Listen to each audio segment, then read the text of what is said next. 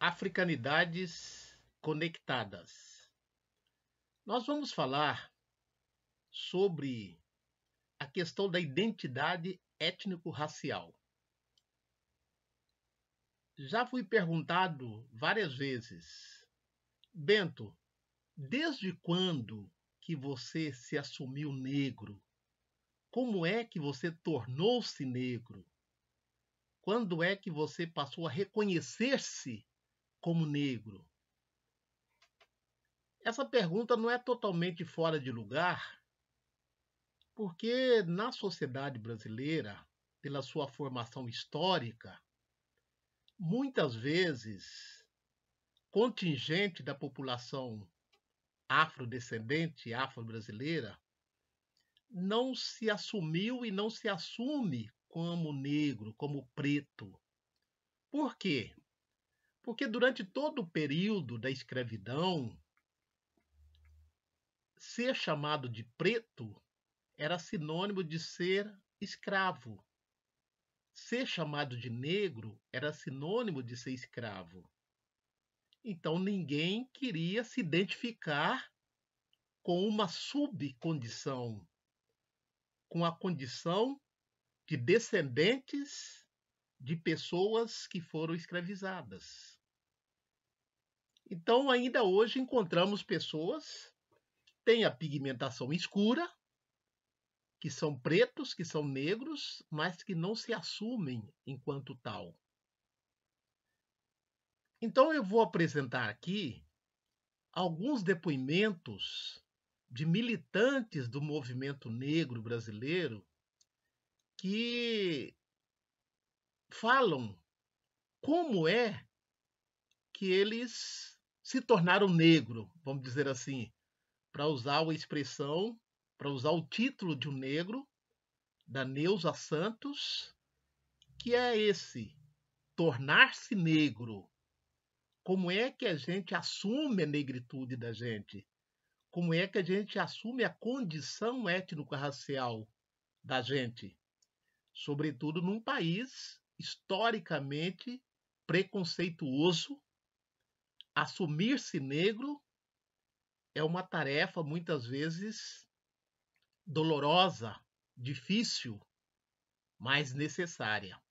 Assim como também durante muito tempo grupos indígenas não se assumiam indígenas porque eles eram vistos como atrasados, selvagens. Então, foi necessário também uma construção de identidade positiva para esses grupos historicamente marginalizados. Então eu vou trazer aqui alguns depoimentos que está nessa obra, História do Movimento Negro no Brasil, organizado pela Verena Alberti e pelo Amilcar Pereira. Esse livro foi publicado pela editora da Fundação Getúlio Vargas, Centro de Pesquisa e Documentação da História Contemporânea no Brasil. Esses registros estão lá no CPDOC, né? Essa edição que eu tenho aqui é de 2007. Então nós vamos começar ouvindo o professor Amaury Mendes Pereira, que é o pai, né, do Amilcar Pereira, um dos organizadores dessa obra. Ambos militantes do movimento negro brasileiro. Então vamos lá. Amaury Mendes Pereira. Diz ele: quem tinha preocupação com o problema racial era minha avó materna, Maria Trindade. Ela foi escrava. Nasceu em 1872, um ano depois da lei do ventre livre. Mas só foi saber que existia essa lei na abolição. Ela vivia sempre como a escrava da família. ela tinha uma consciência racial aguda, sempre falava: meu filho, mesmo você sendo mais clarinho, um dia você vai saber o que é isso. E aí aconteceu. Na quarta série, último ano do primário, era assim: de cada série, um aluno se destacava, ia compor a guarda de honra da bandeira. E o aluno que destacasse mais na escola seguraria a bandeira. Tinha o porta-bandeira da escola e um guarda-bandeira de cada sala, de cada série. Acho que o segundo lugar fazia a saudação. Era uma forma de prestigiar os melhores alunos. Então eu batalhei nos 2 primeiros meses, março e abril, para ter a nota, porque em maio sempre tinha a solenidade da abolição, alguém lia Castro Alves. Eu queria fazer uma homenagem para minha avó que foi escrava. Eu queria que minha avó fosse ver. E aí eu tirei a menor nota em abril, a melhor nota em abril, a melhor nota da escola. Pensei, vou segurar a bandeira. Na véspera do evento, a diretora me chamou e disse alguma coisa mais ou menos assim: o Roberto vai segurar a bandeira. O Roberto era um outro menino.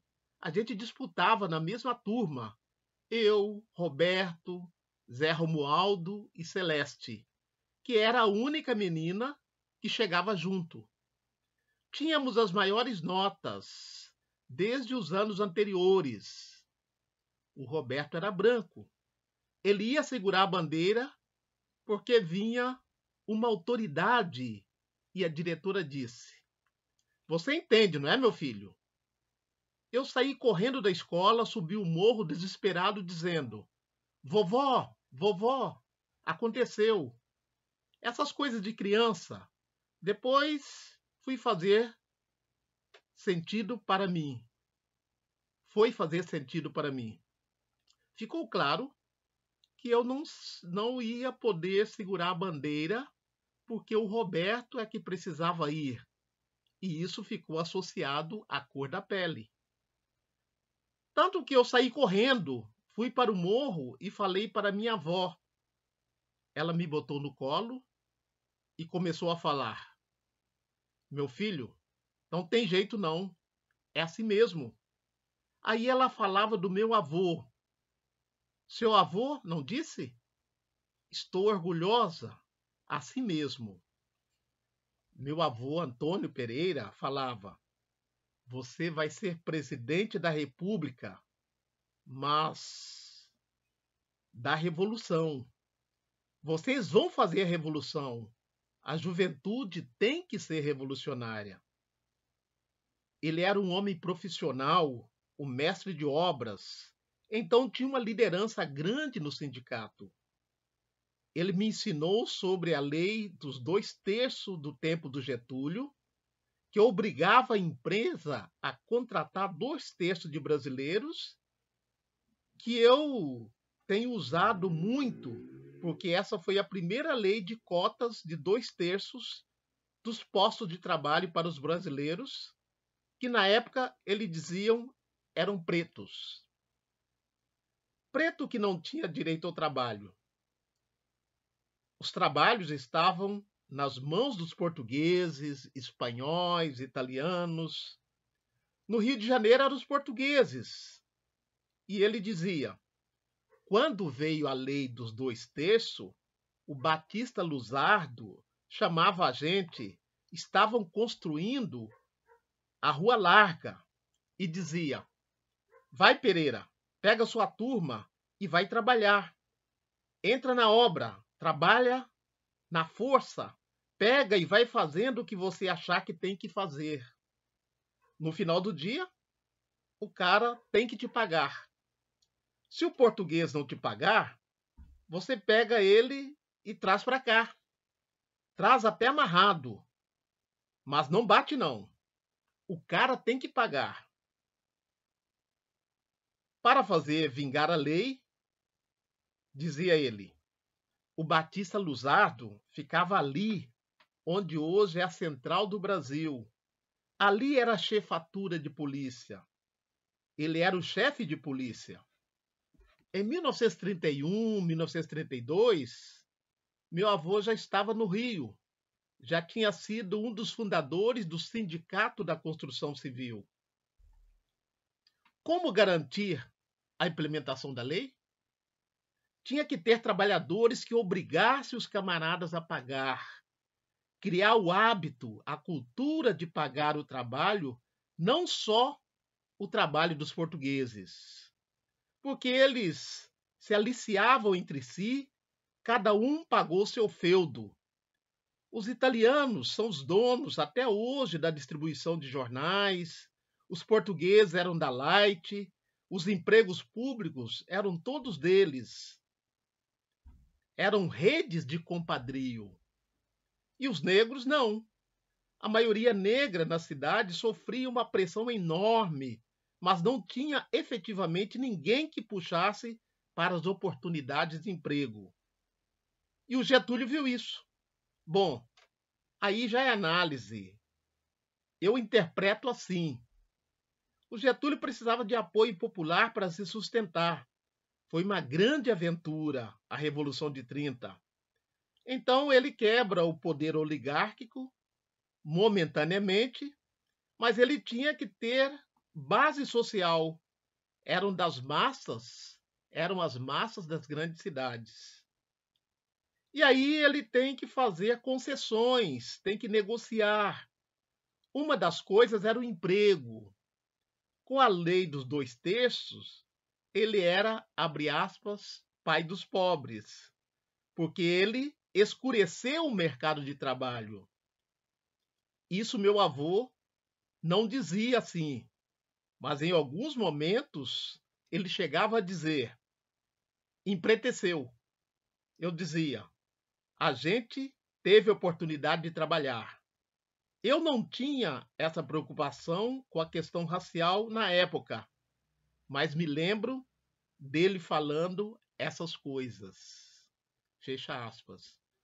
Então aqui o Amaury Pereira está mostrando como que as conversas em famílias, como é que os conselhos da avó e o diálogo do avô foram importantes na construção da sua consciência étnico-racial. Então é no cotidiano que nós nos fazemos negros. A identidade se dá na alteridade, na diferença. A construção da identidade é um processo individual, mas também coletiva. A gente vai se tornando negro no processo da conquista da plena cidadania, porque a lei do 13 de maio de 1888 não nos possibilitou a plena cidadania, nos fez quase cidadãos. Relembrando aqui o abolicionista Joaquim Nabuco, abre aspas, não basta acabar com a escravidão, é preciso destruir a obra da escravidão. E as mazelas, as discriminações que nós sofremos ainda no século XXI são permanências da mentalidade escravista, conservadora, autoritária da elite brasileira. Africanidades conectadas e a construção da identidade étnico-racial brasileira.